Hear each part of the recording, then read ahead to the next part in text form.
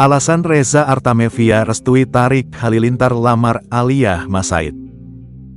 Reza Artamevia mengungkapkan alasan merestui putrinya, Aliyah Mas Said dengan Tarik Halilintar. Menurutnya, ada sikap Tarik Halilintar yang membuatnya jatuh hati sejak pertama kali bertemu. Saat ketemu Bang Tarik saya jatuh hati juga dari pertama ngobrol sama dia, kata Reza di kanal YouTube Tarik Halilintar, Minggu, tanggal 24 Juni tahun 2024. Rupanya, adik Atta Halilintar itu dinilai santun saat mengobrol dengannya.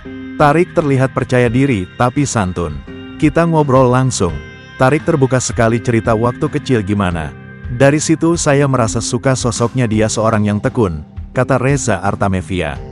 Lebih lanjut, mantan istri mendiang Aji Mas Said ini juga mengaku yakin Tarik Halilintar bisa menjadi sosok pasangan yang bertanggung jawab bagi Aliyah Mas Said. Pria itu insya Allah harus bertanggung jawab ke depannya ya, dan saya lihat dia punya kepercayaan diri, imbuh Reza Artamevia. Sebagai informasi, Aliyah Mas Said dan Tarik Halilintar belum lama menggelar acara lamaran. Acara tersebut diketahui berlangsung di kawasan Pangkalan Jati, Jakarta Selatan.